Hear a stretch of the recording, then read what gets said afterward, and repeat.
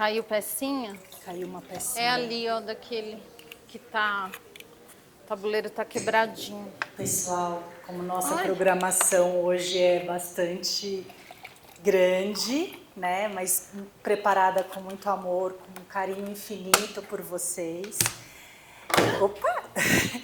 Olha só, lembra que eu falei da maleta de jogos? Olha, gente, pois vocês vão poder dar uma olhada nesse acervo, né, de jogos afro-brasileiros e africanos que a professora Lisandra trouxe para vocês. E jogá-los, né, na segunda parte da aula.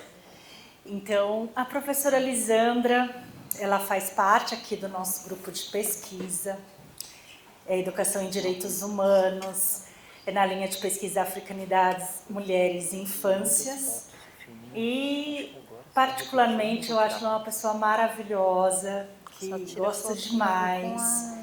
Ela estava também em outro curso, quando eu a conheci, eu conheci aí no cafezinho, por isso que eu falei que o encontro, a partir do encontro tudo pode acontecer. E eu também roubei ela para cá, para o Africanidades. Ela também faz o curso lá no Hosp Escola, depois ela pode até falar, né? Está aberta as inscrições ainda, Lisandra? Não tenho certeza, não estava aberto até o dia 5, pode ser que tenha sido prorrogado. Legal, para vocês não ficarem parados, tá bom? Então, eu vou apresentar aqui o currículo dela, só um minutinho. Ela é servidora pública, municipal... Não, desculpa. É escritora do livro A Negritude, Encantada do Brasil, a trajetória sociocultural do negro nas canções brasileiras.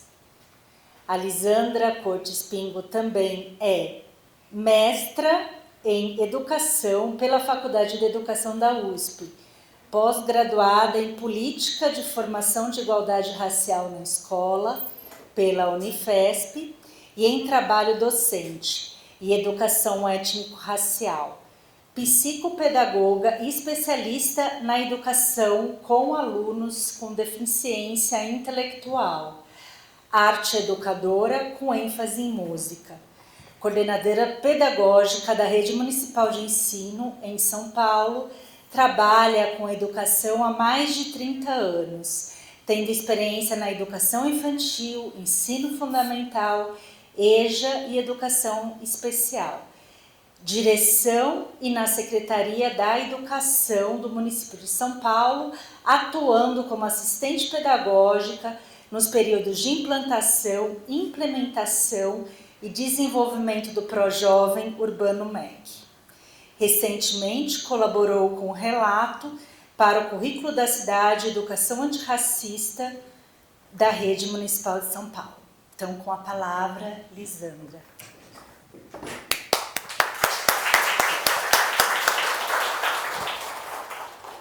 Pode me ajudar agora. Você vai ficar aqui em cima ou lá embaixo? Eu vou ficar lá embaixo. Então, só tá vim bom. aqui para dar um beijo Oh, e agradecer. Querida. Eu que tenho que agradecer, gratidão infinita.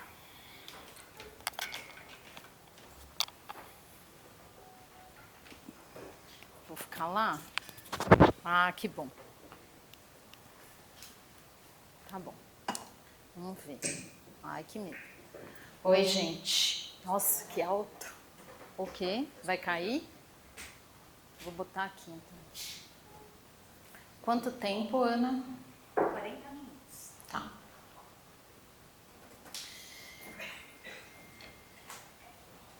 Gente, é tão difícil dar uma aula igual depois de uma aula, é estranho. Ai, estou desacostumada. Não, mentira, mentira. As 3 GEIFs na EMEI ajudam. Só que a gente chega na última GEIF já não é mais nada do que era na primeira GEIF, né? Então, eu espero que a gente possa conversar e não só eu falar. Esse microfone, será que dá para baixar ele um pouquinho? Que eu tô achando que ele tá alto, eu tô sussurrando. Ah, agora tá melhor. Ana, aí agora baixou muito. Ah, deixa eu ver aí, tá bom. A ideia, a Ana falou que a gente vai jogar os jogos, mas eu e a Priscila, sabe que regra foi feita para quebrar e para subverter, né? Eu e a Priscila, planejando a nossa atividade de hoje, a gente fez várias reflexões e a gente chegou a subverteu a proposta. A gente vai jogar sim, mas a gente não vai jogar os jogos de tabuleiro. Porque a gente está falando de jogos cooperativos e a gente chegou nessa discussão de que a gente pode pensar em jogos, não só esses jogos, quando a gente fala de jogos cooperativos, mas pensar que isso daqui é muito legal, é incrível, é maravilhoso, mas nem sempre a gente tem tudo isso lá na escola. Tá certo que não precisa exatamente ter. Depois vocês vão dar uma olhada. Isso aqui é material produzido, no caso por mim, né? Mas tem material, tem tabuleiro de mancala feito com caixinha de ovo aqui, que não fui eu que fiz. Então, e isso aqui é caixinha de papelão e guache, né?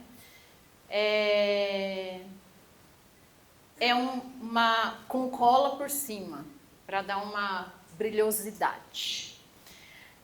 A gente pode produzir material com um bom acabamento, bonito, que chama atenção, né? Ó, aqui a gente tem 2 tabuleiros em um só, né? Então, não necessariamente a gente precisa comprar esse material, que aliás, alguns dos materiais produzidos, eles estão esteticamente mais interessantes, inclusive, do que os que eu comprei, porque esses que eu comprei, que são dessa fábrica aqui, eles são bem simples, porque os jogos são caros. Então, essa fábrica que produz esses jogos é uma fábrica mais barata. E como é um acervo meu particular, então eu fui comprando dessa. Mas a ideia é a gente pensar, levar para qualquer idade e em qualquer espaço a proposta que a gente está trazendo hoje, que é a proposta de jogos cooperativos. Então, eu posso fazer isso até num espaço que eu não tenha absolutamente nada, nem material para produzir um material, né? E esse material todo vocês acessam com facilidade na internet, as regras. Mesmo aqui a gente nem teria tempo de experimentar todos os jogos, todo mundo experimentar todos os jogos. Então a nossa ideia, minha e da Priscila, é trabalhar com jogos cooperativos, pensando nos nossos corpos ativos, né? Quem que vai passar para mim? Eu quero... Bom, como a professora Ana disse, eu faço parte do grupo de pesquisa do Africanidades em Direitos Humanos e conheci a professora Ana dando um outro curso aqui na UFABC. Tenho trabalhado bastante há alguns anos a partir da publicação da Lei 10.639, de 2003, eu já era coordenadora da rede e tinha que trabalhar com formação de educação e cultura, história africana e afro-brasileira, e quando eu comecei a mexer com isso, eu me descobri completamente ignorante. E eu sou uma pessoa que adoro estudar, né? Vocês viram o currículo, mas eu falei lá na outra sala, eu fico um pouco tensa com essa leitura de currículo, porque parece que vai colocando a gente num lugar assim, né, que está longe. E, na verdade, eu entendo que todos nós estamos nesse mesmo lugar. Afinal de contas, o que vocês estão fazendo aqui num sábado de manhã, que vocês podiam estar em casa, né, de papo para o ar, ou numa piscina, nesse calorzinho bom, né? Então, a gente que é professora, professor, a gente passa a vida estudando, né? Eu estou nesse momento fazendo 2 licenciaturas de arte e educação física, que eu trabalho a vida toda com arte, a vida inteira com corpo. Lá no meu currículo não diz que eu sou também dançarina e atriz e música, mas mas é tudo assim, gente, não é nada assim, é a dançarina, não. É porque eu curto e eu uso isso principalmente para mim, para minha formação. Sou palhaça também, mas isso professor tem um pouco, todo professor e professora tem um pouco, infelizmente. Porque tem o lado tragicômico disso, né? Tem o lado sério também, porque ser palhaço é uma coisa seríssima. Mas é uma investigação individual, pessoal, mas também por acreditar que arte, cultura e movimento é o que faz a educação plena. Então, por isso, eu vou explorando o que a escola não nos dá, né? Passa, Ana, por favor. Pode passar. Para quem quer aí, tem meu e-mail, já pode registrar, e-mail, Insta, Face, quem quiser entrar em contato, me procurar, me seguir, que eu não faço nada no Face, no Insta. Vai me seguir, não vai achar nada lá no meu perfil, mas de vez em quando aparece. Pode passar. Então, a nossa ideia aqui é fazer um acolhimento, que a gente já está fazendo, né? Refletir sobre o currículo e a educação antirracista e como é que ela se dá a partir dos jogos cooperativos, apresentar esses jogos que a gente está vendo aqui, os jogos de tabuleiro, e vivenciar jogos corporais, imprimindo memórias e conhecimento significativo de forma integral. Pode passar, né? Então, a gente tem um momento de fruição artística. Eu já vou ler uma poesia para vocês. Essa apresentação, que eu espero que seja dialogada, vocês podem perguntar, interromper, comentar quando vocês quiserem. E depois a experiência corporal que a gente vai fazer. Pode passar, Ana. Então, essa poesia foi escrita pelo professor Sérgio Silveira, um professor de Educação Física da Escola de Educação Física da USP, da faculdade lá, né? E ele trabalha também com estudos sobre religiosidade, a corporeidade na religiosidade africana e afro-brasileira. Eu corpo, eu vivo, eu sinto e vejo, eu cheiro e ouço, eu penso e ajo, eu inteiro, por completo. Eu corpo, único, simples e complexo. Apenas e completamente, eu corpo. Passa, Ana, por favor. Eu corpo, integral e pessoal. Corpo imagético, corpo real. Corpo de muitas cores, único tom. Corpo de muitos sons, sinfonia completa. Corpo que absorve e multiplica, corpo falante secreto. Corpo guardião de minha verdade, corpo reflexo de mim mesmo. Eu, corpo. E eu trouxe essa poesia porque a ideia principal de toda a nossa conversa aqui é pensar que quando a gente fala lá no nosso projeto político-pedagógico e os referenciais, a BNCC e todos os referenciais que você pegar de educação, vocês vão ver lá. Promover uma educação integral.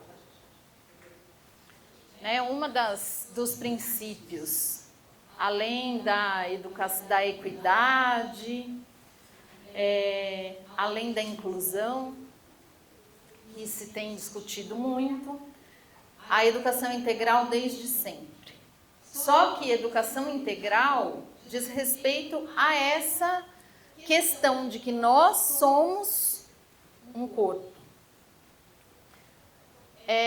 A gente não tem um corpo, a gente é um corpo. E o corpo é o nosso primeiro, a nossa primeira forma de existir. É o que a gente tem ou é desde o princípio, desde lá do útero. É a primeira existência nossa, primeiro contato nosso. E essa educação integral, eu trago, e vocês vão ver que eu trago várias vezes essa referência do Rufino e do Simas, que são dois Luizes, Luiz Rufino e Luiz Simas, lá da Universidade Federal do Rio de Janeiro, porque o Rufino, ele é também capoeirista e ele trabalha muito a noção, a questão do corpo. E essas referências, nesse livro em especial, ele fala coisas que, para mim, são muito potentes. Lógico que ele não é a única referência, mas eu trago aqui as citações dele, porque, além de tudo, eu gosto muito da forma como ele apresenta esse conteúdo. Não só o conteúdo em si, mas o formato. E essa educação integral, o Rufino fala que é uma educação que deve gerar gente feliz, escrevendo, batendo tambor, dando pirueta, imitando bicho, fazendo ciência e gingando com gana de viver.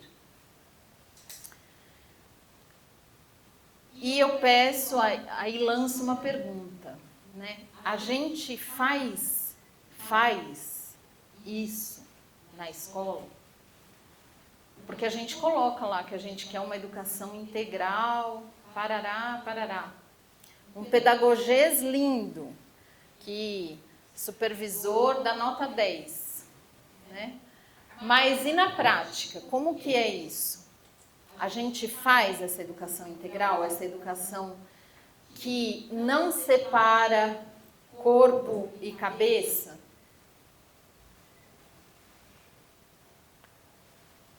Então, fica essa pergunta e agora a gente vai fazer uma reflexão pensando um pouco no lugar da educação, que lugar é esse?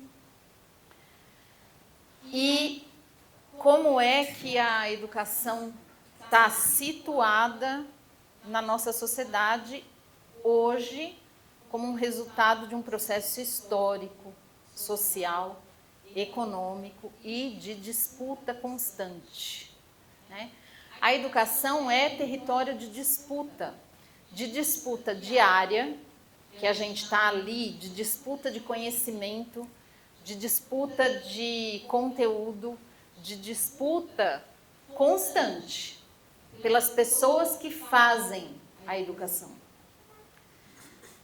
Ela é tudo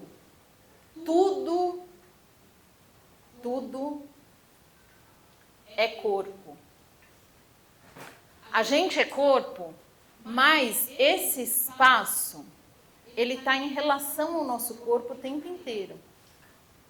Esse espaço diz algo sobre o nosso corpo ou para o nosso corpo. A parede branca que está aqui diz algo para nós.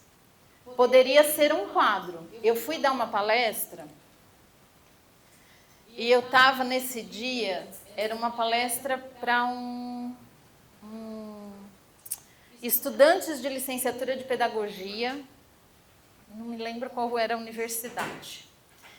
E eu fui no caminho pensando sobre a minha fala. E eu sou assim, até no caminho, às vezes eu estou mudando, estou baixando minha apresentação porque me vem uma ideia e eu quero colocar lá.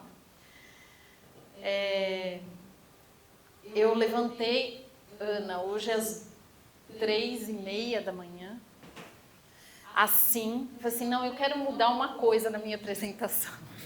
Vim direto, das 3h30 agora. Então, estava indo eu pelo caminho pensando como seria a minha fala. Aí, a palestra era num colégio católico, no saguão de um colégio católico.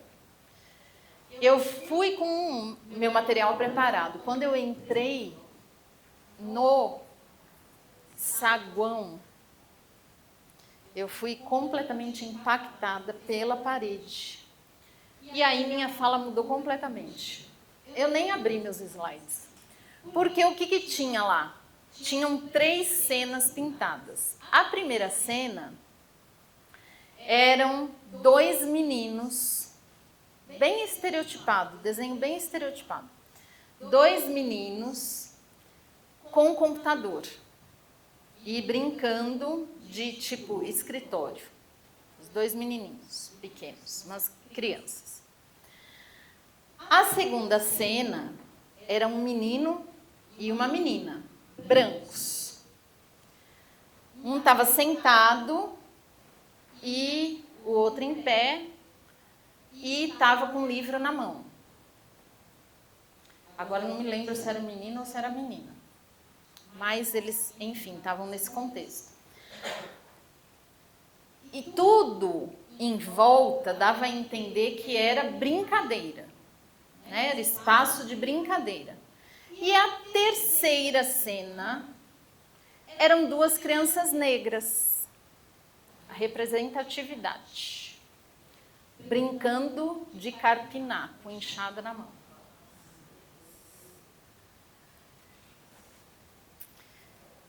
Então, como eu disse, as paredes falam, as paredes nos afetam, as paredes podem ser extensão e vão produzir sentido no nosso corpo.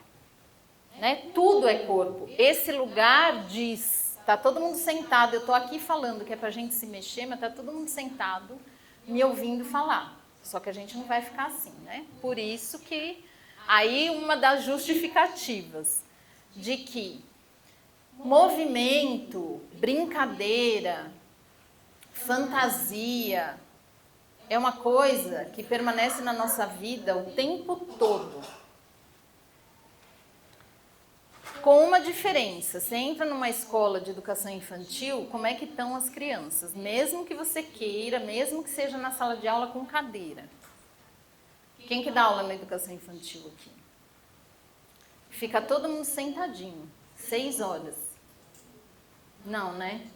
Como dizia minha avó, parece que tem bicho carpinteiro, né? Fica lá. Mesmo que você mande sentar, está desenhando, pelo menos está em pé. Ou agacha, ou levanta, põe o negócio na cadeira, põe no chão, não para. E a gente, mesmo que mandar ficar em pé, agora a gente diz, rolê ideal depois dos 40, que tem um lugar para sentar. Já é depois dos 20, já tem que ter lugar para sentar ultimamente, né? Ou menos. Então, a educação, ela vai trazer, por meio de tudo, do espaço, das imagens, das propostas, ela vai trazer sensações e sentidos e vai nos afetar. Pode passar, né? E a nossa educação, ela tem uma ligação direta com uma história colonial. E ela quem que conta a história, né? Quem que vai, quando você tem o caçador, tem um ditado africano que diz isso, né? que as histórias seriam diferentes se os leões contassem as histórias das caças. Mas quem conta é sempre o caçador, né? Que sobreviveu. Porque tem aqueles que não sobreviveram. Mas os leões não podem contar, né? Então, quem é que conta a história, quem é que escreve naquela disputa social, naquele espaço de conflito, normalmente quem tem poder é quem ganha essa disputa, né? E a escola é espaço de disputa, como eu disse, nossa, de ideias, constante, cotidiana, mas ela é um espaço de disputa político, religioso, econômico. E quem é que determina o que é que vai ser trabalhado lá na escola? Quem é que faz a seleção prévia, por exemplo, dos livros do PNLD? Porque a gente escolhe, mas a gente escolhe dentre uma pré-escolha já, né? Então, a agenda colonial, essa herança colonial, ela vai, ao longo do tempo, produzindo histórias e apagando outras histórias, validando corpos e invalidando corpos. Saberes, né? Culturas. Pode passar, Ana. E aqui eu trago uma revisão histórica que foi feita por um doutor da dança, que é o Danilo Patsdorf, com Z e FF no final. Patsdorf. É brasileiro, embora tenha esse sobrenome. O Danilo vai trazer, ele vai falar sobre a crise da sensibilidade dos corpos. E para falar sobre a crise da sensibilidade dos corpos, que ele faz um apanhado histórico de como os modelos econômicos, sociais e políticos foram moldando os nossos corpos ao longo da história. Então, ele começa lá na colonização, mas ele fala sobre o que ele chama de capitalismo, ele e outros estudiosos, de capitalismo agrícola, embora ainda não tivesse o nome de capitalismo, né? Tá. E nesse apanhado histórico, ele vai dizendo que a sociedade, a economia, o poder político vai produzindo discursos para ir domesticando os corpos a favor do que está posto para a política e o interesse econômico e social. Então, e normalmente se utiliza de falsas ideias biológicas, biologizantes, para determinar, para fundamentar esse discurso.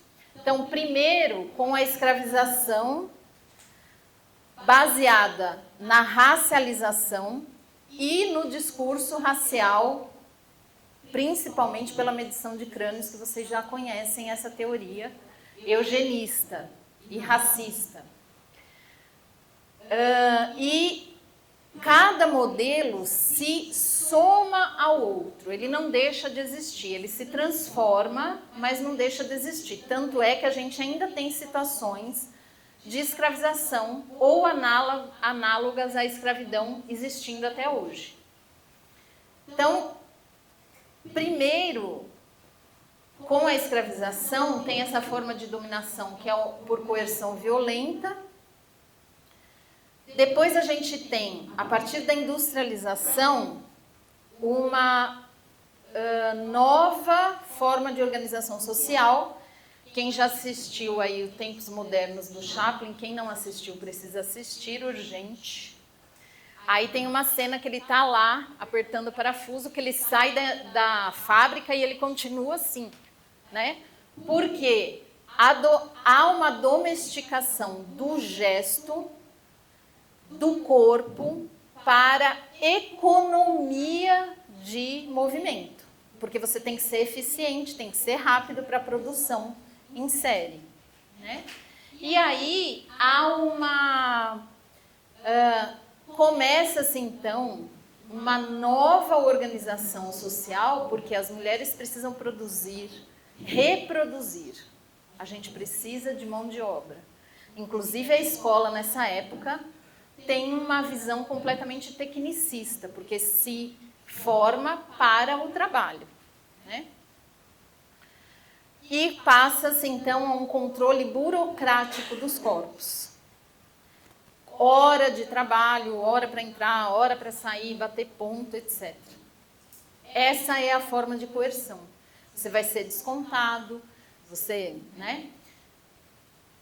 Agora, no capitalismo neoliberal e mais ainda no financiarizado, que é o que a gente vive hoje, a gente não precisa mais desse controle, porque você mesmo pode empreender. É a terceirização, são as MEIs, e você é um empreendedor. Se você se esforçar, você consegue, você pode, você faz. Você é o que você faz, né?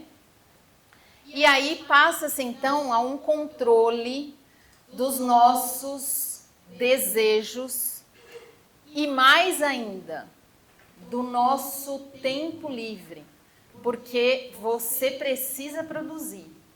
O discurso é da produção e da meritocracia.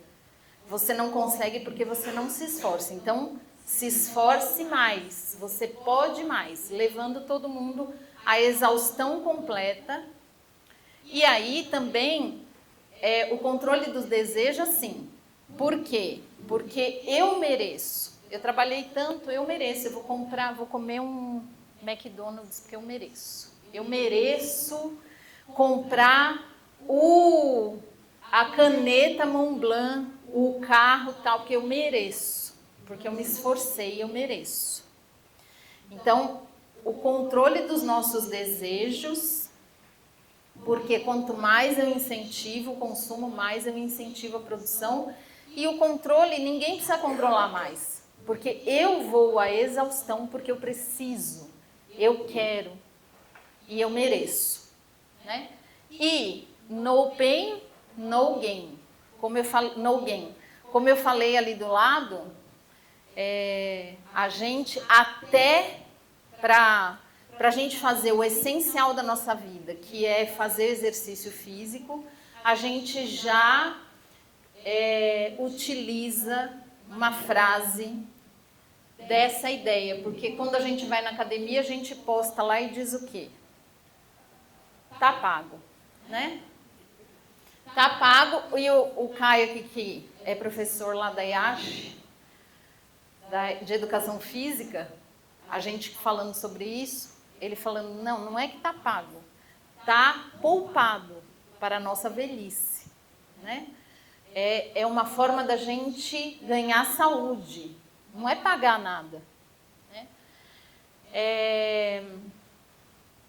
Então, a gente veio nessa escala evolutiva de corpos ativos, constantemente ativos, com uma ligação direta com o mundo, o ambiente, a natureza, livre. A um momento, passamos pela era do controle remoto. Agora a gente está na era do iFood, que a gente não precisa nem levantar. A gente pede deitado. E mais do que deitado, agora a gente faz quase tudo dopado. Porque para levantar da cama, se eu não tomar um Dorflex, não ando. Porque para relaxar, para eu conseguir dormir, se eu não tomar um Rivotril, não vai. Se não tomar um Escitalopram, para poder ir trabalhar todos os dias, não dá, porque vai que eu vou em alguém. E assim vamos indo, né? Completamente dopados, porque a gente não consegue mais viver porque o corpo está exaurido.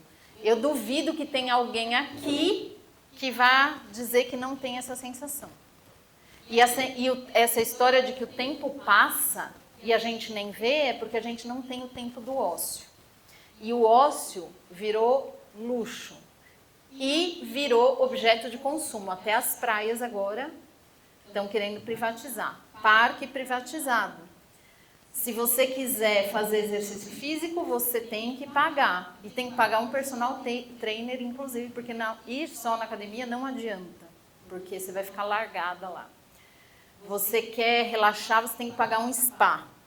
Você quer viajar, você quer ter contato com a natureza, você vai ter que pegar um avião, se bobear um ônibus, porque vai chegar num lugar que já não tem mais, onde tem avião já não tem mais tanta natureza assim. Você tem que pegar um ônibus para viajar mais 6 horas para ir para o interior do Xiriri, Chororó, lá para conseguir chegar ter contato com a natureza. E se bobear ainda vai ter contato com a natureza que pegou fogo. Né? Então, ou vai ter que pagar um resort, milhões de dólares. Então, o nosso desejo e o nosso prazer está financiarizado e controlado. Pode passar. Tá bom. Pode passar. Eu quero apresentar, então... Bom, tudo isso vai produzindo desigualdades, opressões. Porque, lógico, você tem ali, quando você traz o discurso burocratizante lá da era industrial, você coloca homens e mulheres em lugares diferentes, né? E assim, brancos e negros com a escravização e assim por diante. E aí você vai estratificando a sociedade, né? Passa, por favor. Pode passar. Pode. Passa. Que isso eu já falei. Já falei tudo, tá, gente? Pode passar. Aí, parou. Uma boa parte de vocês, quem não conhece essa imagem aqui? Essa imagem, que é dos valores civilizatórios afro-brasileiros e também indígenas, que se misturam, né? Mas esse é Afro-Brasileiros, feito pela Azoilda Trindade. Traz aí fundamentos de organização social que são diferentes daqueles que a gente viu lá, descritos pelo Danilo Patsdorf. É uma organização social que tem como fundamento outros princípios. Aqui a Azoilda descreve 10 princípios, que são a oralidade, memória, cooperativismo, corporeidade, musicalidade, axé ou energia vital, que é isso aqui que a gente tem que manter vivo, ancestralidade, memória, ludicidade e religiosidade. E religiosidade aí como uma forma de ligação à sua ancestralidade, à sua história, a valores éticos e com uma visão completamente diferente do que a gente tem de religião. Como eu falei, se a gente pegar um indígena de uma aldeia, uma nação pataxó, digamos, que está lá um pouco mais distante e organizado a partir dos princípios mais da sua própria nação do que ocidentais europeus, você não vai chegar para o pajé, não vai chamar a aldeia para uma festa e não vai ter um indígena que vai falar assim, olha, eu não vou porque eu sou pataxó não praticante. Né? Mas aqui a gente tem vários religiosos não praticantes, porque a religião também foi separada, com uma ideia de que as pessoas estão aqui e a religião está lá. Inclusive, no começo, as pessoas não podiam sequer entender o que essa religião falava, porque era falado em outra língua e ninguém tinha acesso. Né?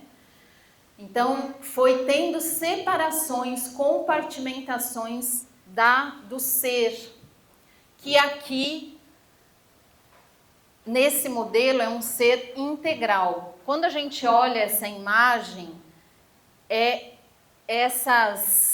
esses pontilhados mostram que está tudo interligado. E quando a gente olha para as práticas culturais africanas, afro-brasileiras, indígenas, a gente vai ver que quase todos, se não todos, quase todos os valores civilizatórios estão lá presentes. Se a gente pensar no maracatu que vocês já vivenciaram aqui, né? Pensem lá, o axé, a corporeidade, a musicalidade e a religiosidade, o cooperativismo, a ancestralidade, a memória, a capoeira que vocês também já vivenciaram, idem, e tudo que vocês pensarem, vocês vão encontrar esses valores.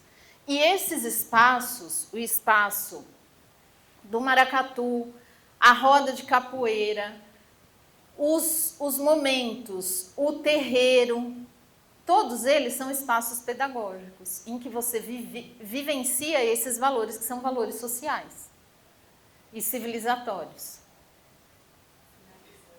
Vou finalizar falando dos jogos, apresentando. Vou precisar de pelo menos mais uns 5 minutinhos.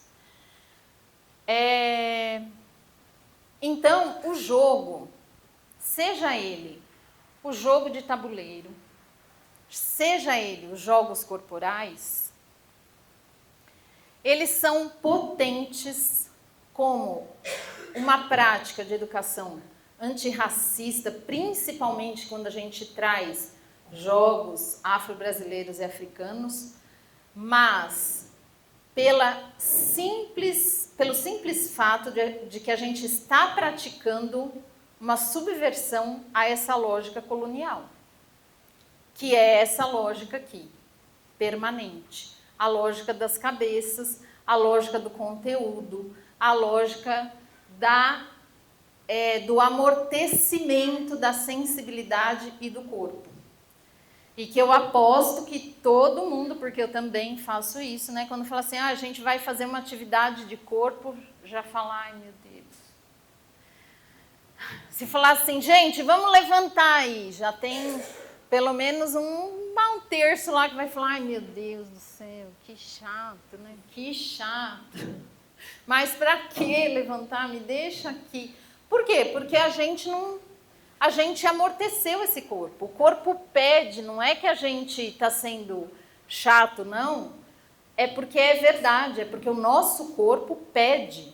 O nosso corpo está completamente dessensibilizado. A gente não consegue, tem gente que, inclusive, tem problemas com toque, que não quer que encoste.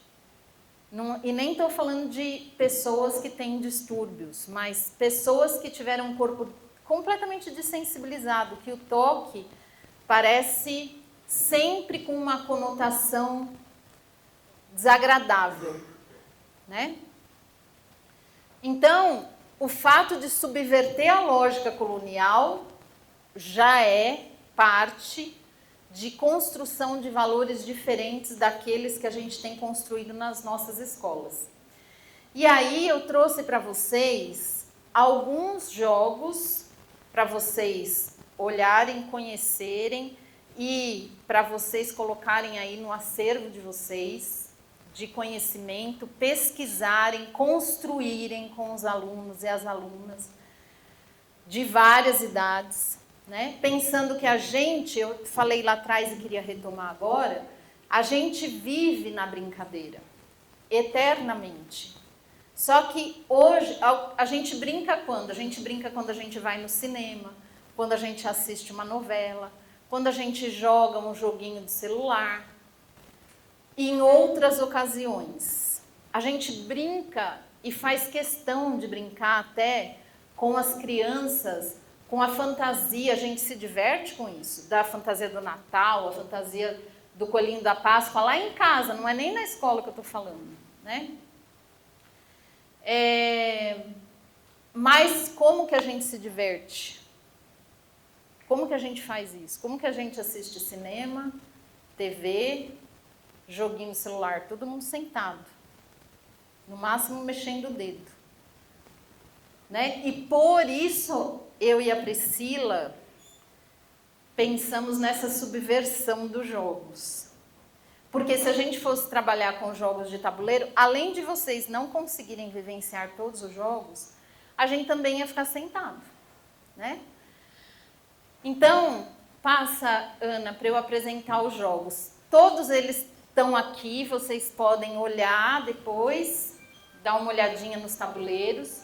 A gente tem o Senet, que é um jogo que foi encontrado registros, inclusive em tumbas e paredes egípcias. E esse tabuleiro que está ali remonta a 3.500 anos, faz parte do Museu Egípcio Rosa Cruz, né? Ele está por aqui. Tá ali embaixo. Senet. Pode passar, Ana.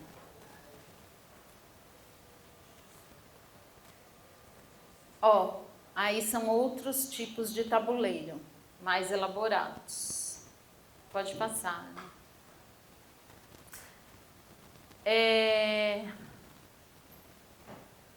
E o jogo faz parte, de um jeito ou de outro, de todas as culturas. E jogos parecidos, inclusive. Às vezes você tem culturas que nem tiveram contato e que tem jogos que são parecidos. Ali tem uma imagem de uma escultura de Mancala. E Mancala é uma ordem de jogos, que são esses daqui, ó. Esse é um exemplo de tabuleiro de Mancala, tá? O Mancala, ele é jogado em muitos países africanos e ele tem vários nomes, vários tipos de tabuleiro. São jogos de semeadura. Chamam-se jogos de semeadura. Eles têm um registro histórico de 7.000 anos e provavelmente é o jogo mais antigo de tabuleiro da humanidade. Mas, inicialmente, ele era fazendo essas cavas, que eram cavas de semente, que relembram cavas ou covas de semente, e eram jogados, e são jogados ainda em alguns lugares, com semente de baobá. Então, as crianças fazem o tabuleiro no chão e jogam em qualquer lugar. Pode passar. E tem, olha, aquele Mancala que as crianças estão jogando, peraí, deixa eu soltar aqui para pegar.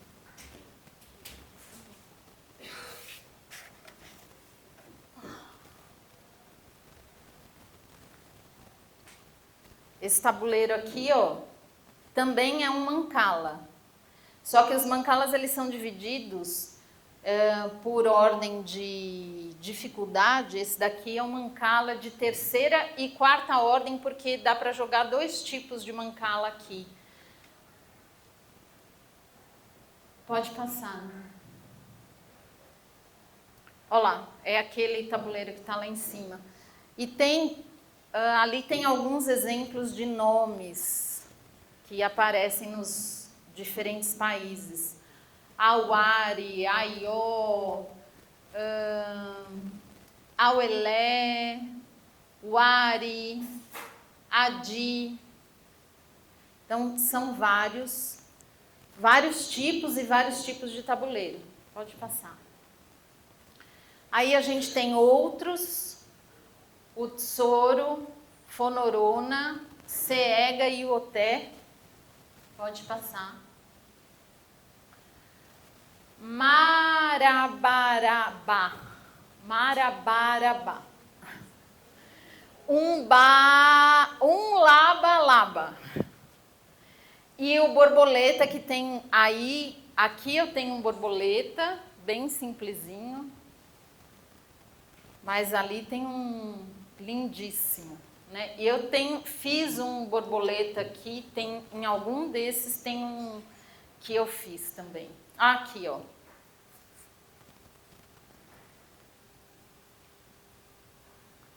Pode passar, Ana. O Zama e o Carbaga, que são dois jogos bem parecidos. O tabuleiro, o que muda são as regras. Eles são... E, gente, logicamente, são países referências, né, de surgimento, de registro, mas que não estão só nesses países, né? O Xizima, Real de Ur e o Queops, que são o Queops e o Real, jogos egípcios, e o Xizima do Quênia. Tá acabando. Eu só vou... então, para terminar, gente, duas coisas. Uma outra razão pela qual a gente está propondo uma atividade de jogo é pensar nessa trajetória ancestral, que tudo que a gente tem aqui foi reelaborado a partir do único bem que foi trazido pelos africanos nessa violenta desterritorialização da escravização, que foi o corpo. Aí a memória e toda a história que veio com ele. E aí, Ana, eu vou passar para você, porque o link não está abrindo, eu nem vou abrir aqui. Queria dizer que além de jogar, além de comprar, além de organizar ou de produzir material, a gente pode produzir, inventar jogos com essa temática. Então, esse jogo aqui, o Afro Quiz, ele foi produzido por nós, professores e professoras da rede, num grupo de um curso como Africanidades, que é lá do USP Escola, como a Ana falou, de educação antirracista, e tem gratuito para baixar. Então, o link que eu tenho, o QR Code que eu tenho aqui não está funcionando, eu vou passar o link para a Ana, tá, Ana? Depois você passa. Tem a caixinha para baixar, tem o tabuleiro, que é esse daqui, as cartas, a regra do jogo, que é essa daqui, é um jogo de perguntas e respostas. Aí vem as cartinhas com as perguntas e as respostas, e vem uma cartelinha de pontuação. Tá? E as pecinhas também tem lá, né? Mas a pecinha, gente, vocês jogam com qualquer pecinha. Lá são seis círculos coloridos, um de cada cor aqui do tabuleiro, né? Mas é só imprimir e levar para jogar. E tem aí as cartas em branco para vocês criarem novas questões, pesquisarem com as crianças, adolescentes, adultos, jovens, enfim, e criarem novas questões. Então, é isso, gente. Muito obrigada por ouvirem. Obrigada, Ana, pelo convite. Muito obrigada. Obrigada. A gente vai todo mundo correndo pro lanchinho, porque vieram avisar aqui que tá acabando. Nossa! Mas a gente vai voltar meio-dia para fazer a parte prática. Então temos aí uns 20 minutinhos de descanso, tá, pessoal? Obrigada, Lisandra. Obrigada, pessoal. Obrigada, Ana. Obrigada.